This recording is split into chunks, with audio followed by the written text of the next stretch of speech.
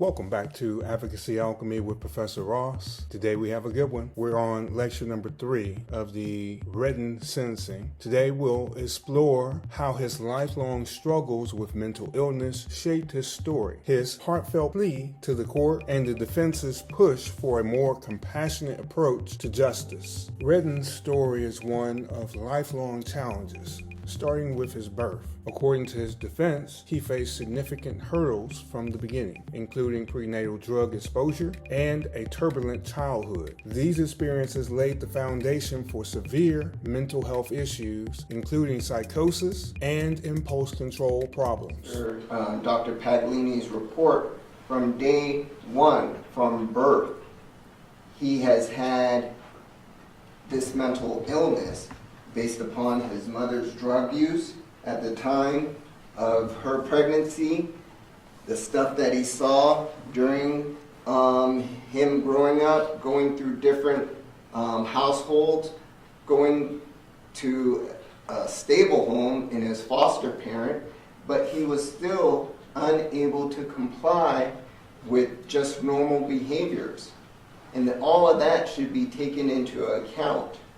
These early struggles set the stage for a life marked by repeated encounters with the criminal justice system, where his mental health challenges often went untreated or inadequately addressed. In his statement to the court, Redden spoke openly about his experiences. He described hearing voices, seeing spirits, and struggling with feelings of fear and danger from a young age. While acknowledging his actions, he expressed confusion over why the state painted him as a bad person. Your Honor, I'll let Mr. Redden speak first. He wants to address the court. Miss Judge Susan H. Johnson, I don't understand why the state is really going after my character. I mean, I've always had problems since I was a little kid of psychosis and being in big crowds and always feel like my life is in danger. I didn't know, being a young person, even in middle school, elementary school, knowing that I fear for my safety. I'm just being me, going to school, growing up, trying to do the right things. I never get tired of trying to do the right things. The state just said that I have no remorse. I feel like Judge Johnson, she doesn't know me. I understand she's doing her job. I'm not mad at her for that. But I know that I'm not a bad person. And I'm thinking, even she knows that, but I'm sitting here like she's doing her job, you know? And I believe that you all know that I'm not a bad person. I'm not an evil person. When I came to court on January 3rd, 2024, I was listening to music. I was in a good mood. I had a stable place to stay. I was trying to get a job. I did not catch any new charges. I'm not a bad person. I don't understand why the state is trying to prove me as a bad person. I understand they have a job to do, but this is just, it's not right to me, you know?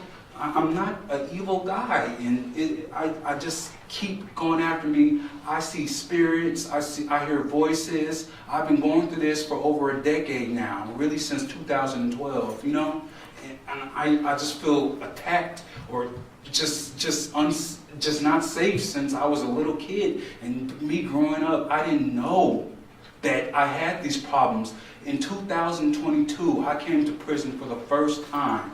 I accepted responsibility for my actions. When I did what I did, I committed a crime in 2020 of December. It was 4 years ago. I paid my debt to society. I got out thinking I'm gonna get work. I was really sick and ill. I was very malnourished. I don't complain about things. I don't point the blame when people have done me wrong. I still treat everybody right. And the state just stated that I have no remorse and they feel like I'm a bad person. I just don't understand, why are they coming after me like this? But I understand they have a job to do. When I came to court, I know for a fact, Judge Johnson, I met Judge Holthus, in 2023 of October. And you know what she told me when she revoked my probation? She said, Mr. Redden, I hope you get the help you truly need. I said, thank you so much, and I meant it. Redden emphasized that he didn't see himself as evil or irredeemable. Instead, he portrayed himself as someone trying to navigate a world that felt overwhelming and unsafe due to his untreated mental health conditions. Redden's attorney argued that his actions were not driven by malice, but by an untreated mental health condition that impaired his ability to control his impulses. The defense highlighted systemic failures, pointing out how gaps in mental health services left Redden without medication after his release, leading to his relapse. He was released, and then he had the inability to get back on the medication that was being given to him free of charge at Clark County Detention Center.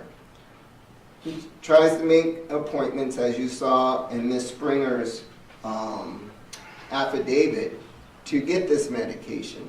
For 2 months after his release, which again is an occurrence that I haven't seen before, he's unable to get that medication. Of course he's going to slip back into the same impulsive behaviors that he had before. Of course he's going to slip back and not being able to suppress the thoughts and delusions that he was having.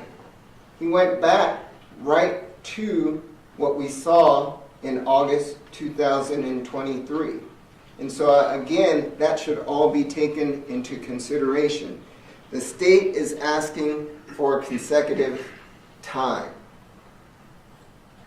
Part and parcel, his mental illness continued from the 2023 incident all the way until today. They argued for concurrent sentences, emphasizing that Redden had demonstrated remorse, taken responsibility, and shown potential for rehabilitation when given proper support. During the trial, Redden saw the video of his attack for the first time. His reaction was visceral, reportedly calling himself a monster and expressing disbelief at his actions.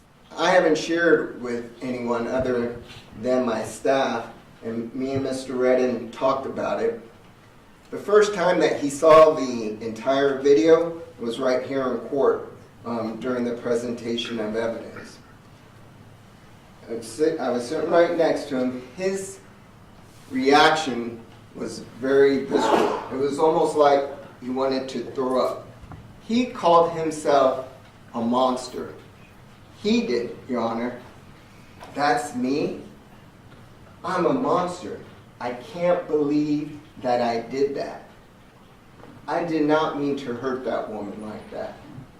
I can't believe that I did that. That's what he said sitting in the same exact chair during trial. I believe he just, like he said, he doesn't have any specific recollection of coming over the bench, but when he saw it, he was deeply remorseful. He was just shocked about how he could act that way. And I think, Your Honor, all that should be taken into consideration.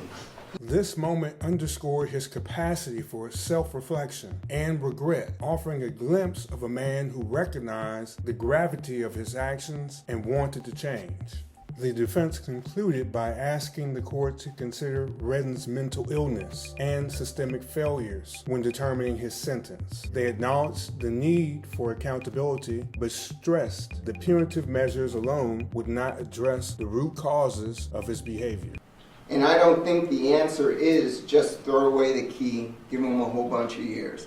That benefits no one. We understand that a message has to be given.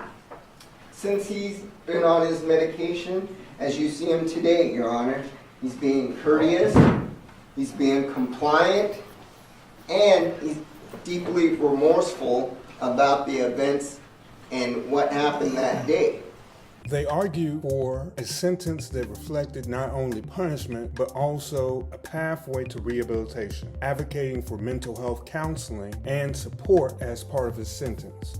Redden's story highlights the human side of criminal justice, a man shaped by his struggles, seeking understanding and reform. His case challenges us to think critically about how we address mental illness in our legal system. What's your take? Should the justice system prioritize compassion, accountability, or both? Let me know in the comments below. Thanks for watching Advocacy Alchemy. Until tomorrow, I'm Professor Ross. This is Advocacy Alchemy with Professor Ross. You all have a good day.